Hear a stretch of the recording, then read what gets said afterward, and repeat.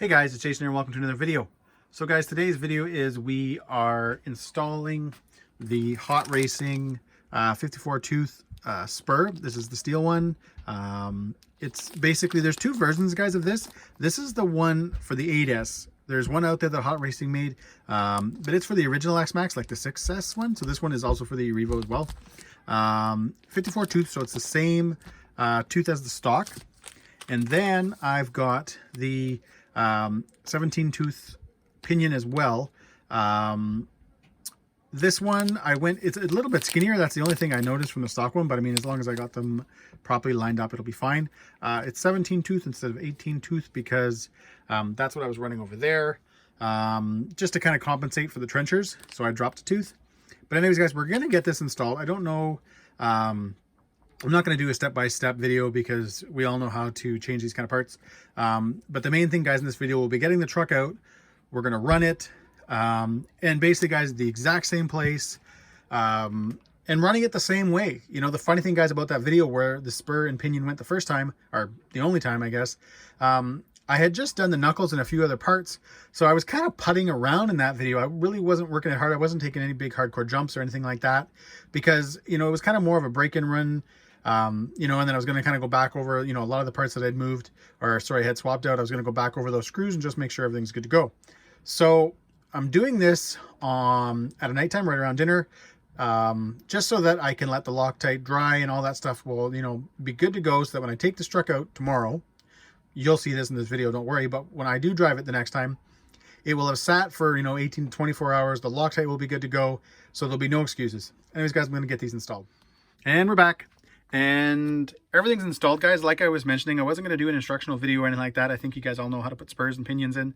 You know, one thing I hate, and I remember this from my earlier ones, I hate how this shaft doesn't, like this side of the shaft doesn't sit on anything. So you're relying on that clamp, like the diff cover and how it holds the bearings to keep everything running true, which I really think is an odd way to do it. I mean, I know you've got the force from the pinion as well, but I don't know. To me, that just seems really, really odd. I don't know why, like, you know, the shaft wouldn't be, you know, extended a little bit further and sitting in a bearing or something like that. I don't really understand that. But anyways, that's what it is for now. Everything's good to go. Pinion is in. Got Loctite on it. It'll have the night to dry. So I really hope tomorrow is a nice day. Because, you know what, guys? I'm really, you know... It's funny, I know I've talked a little bit negative, and that's because I'm annoyed and I'm allowed to be. A couple of people have called me whiny, whatever. But, you know, you buy a truck, you spend some money on it, and you expect it to perform a certain way. This thing obviously did not the first time out. So I'm hoping that this, you know, even though I find it annoying that, you know, they're so cheap from the factory, if this is all it is, guys, and I can take this truck out and I can run it and I can have fun with it, hey, it's not the end of the world. You know, obviously I've done a few mods since then as well, if you've watched some of the other videos. So I'm definitely excited to get this thing out. Again, I didn't go crazy. You know, it's a Hot Racing spur, Robinson Racing pinion. There's so many options out there. I just, you know, besides from some of the prices and the shipping and stuff, I really don't think that this truck needs 1.5 gears, like mod 1.5 gears on a stock motor, especially when everything else, guys, is staying the same. Diffs, all that kind of stuff. The rest of the driveline is all staying the same. You know, to me, if you beef up that one part, obviously, if it needs mod 1.5 gears here, it's going to destroy everything else. So and then, guys, that's just my opinion. Okay, nobody else's. That's just mine. But and again, I just wanted to also say this too, so you guys can kind of understand why I've been a bit annoyed. Obviously, truck braking sucks. But the other thing is, guys, when I first started buying a new vehicle, I was actually, guys, buying a low-C B5 or 5B buggy that I was going to build into a 10S, 12S buggy. That's actually what started me. You know, I sold a couple of cars and started me saving up my money and all that kind of stuff, because that's what I wanted to buy. And then, you know, I started just, again, looking back at X-Maxxes, started looking at all the cool Proline parts. And it, you know, the whole monster truck look, the big tires, all that kind of stuff, the trenchers. It's what got me wanting another X-Maxx. So you can imagine after my first run that I was not like, what have I done? Why did I not just go for the buggy and build that sucker up? Because obviously, guys, I've got a lot of money into it now. You know, all the parts I bought after were all bought brand new. So anyways, guys, I know you're here only for the actual driving part. We're going to take it out now. We're going to, again, just kind of drive it the way I was driving it in the last video and hope that this thing does not break. All right, guys, we're out. We've got the batteries connected. Got the radio powered up.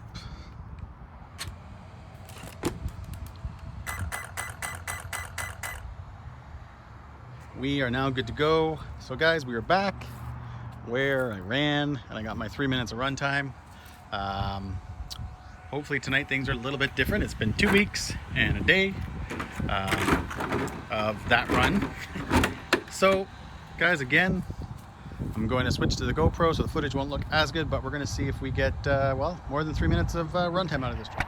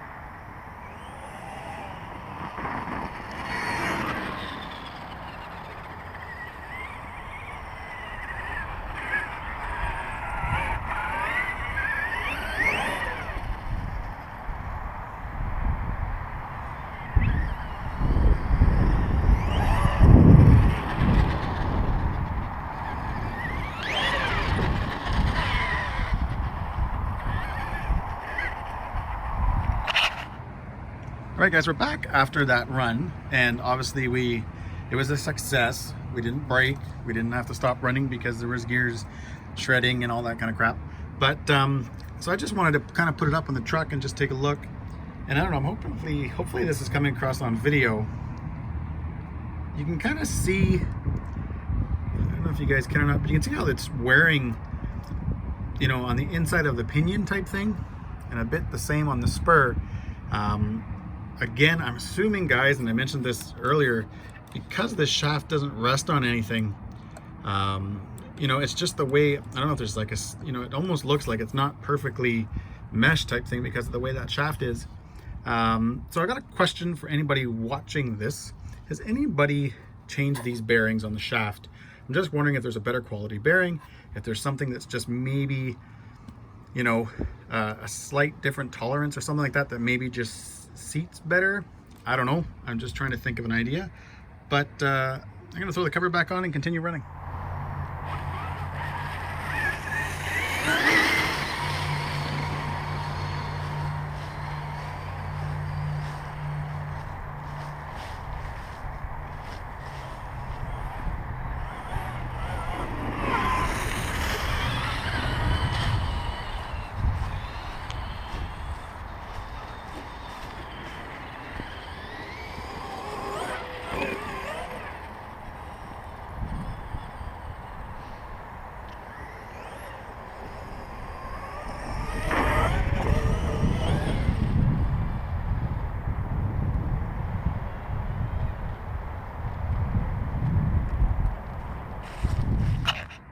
All right guys, we're back on the tailgate, and you could obviously see that I had a bit of a little issue there. It was nothing major. The set screw on the pinion let go. I did this last night, maybe like around 9 o'clock, and I think it's about 5 o'clock now, so it was pretty close, guys, to about 21 hours, 22 hours in there somewhere. I used blue Loctite, but maybe I should have used red. I don't know. I think I'll try that next because I don't want that happening again. But besides from that, guys, truck ran good. You know, being a little bit nervous, I kept kind of bringing it back, bringing it close to me, you know, trying to listen for things, but all was good.